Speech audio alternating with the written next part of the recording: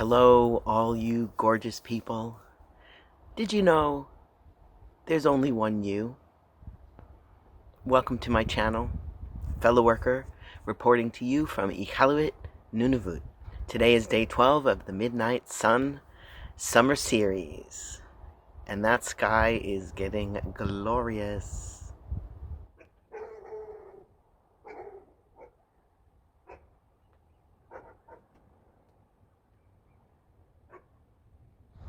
It's a little windy today, so I'm giving this a shot. Today's topic is the 20 hours of darkness and what that's like. But before that, we got to get to our daily update. Today, the sun rose at 2:19 a.m. and set at 10:48 p.m. It's 11 o'clock now. Ooh, the wind is picking up and making my eyes run. 3 hours and 32 minutes of civil twilight and 20 hours and 28 minutes of daylight. When I checked the weather, it said it was 6 Celsius, feels like 3, with 16 to 24 kilometer winds. So let's get through this. So if I look like I'm crying, I'm not. My eyes are just running from the wind. Okay, so what is it like? I've shown you what it's like to be around the 20 hours of daylight. So what's it like to be around the 20 hours of darkness? And it's only fair.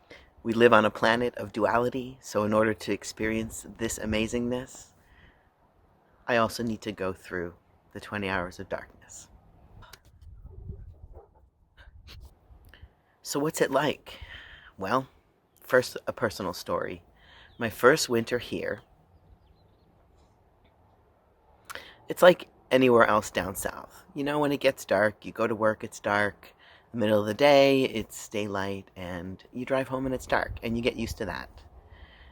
Mostly, I think, in part because there's a lot of hours of daylight in there. So it's the same for us. You go to work, it's dark, you come home, it's dark. The difference is there's only like 3 to 4 hours of daylight in the middle of the day, and it is not, big on full sunlight. It's very muted. It's gorgeous, but very muted. Not a lot of vitamin D. So here I was, only here about 5 months or so. I had done no research on it, and I noticed on the weekend, if I was sitting in my living room and I watched that sun go down around 1:30 or so, no matter what I did, I would just pass out and have to sleep for a few hours, wake up around 4, all good, get on with my day. I couldn't handle it. It was so intense, and it was visceral. Much like this is visceral. This gets me jazzed up, keeps me awake, buzzing, I'm creative. The opposite's true in the 20 hours of darkness, for me. And so it's, a slowing down time, a going within time, more sleep, some fatigue. But there's also camaraderie with everybody else here who's going through it. So I had amazing times with friends, with potlucks and puzzles, and you'd be surprised how fun it can be. Spending hours with a couple of people doing a puzzle and just unable to leave it. Good times. One other thing that has made it easier for me is properly using a sun lamp. So during these times here, if you don't close your blinds around 7 or 8 at night, you're going to be up. And so, ergo, I've been up a lot doing this series because I'm exposing my eyes to all of this daylight at 11 p.m. But it's worth it. So in the winter, it's the sun lamp, and I just didn't realize my first few years how important it was and how early to start. So this winter, every morning I'd get up, and within the first 30 minutes of getting up, I'd, make my coffee or my breakfast. I'd sit in front of the lamp, get it into my eyeballs, and I gotta say, it was a better winter. So I recommend it. Of course, I'm not a doctor, so please talk to your doctor first before you come here and ask for their advice. So just to wrap up today, I just wanted to give you just a few more numbers because I love my numbers.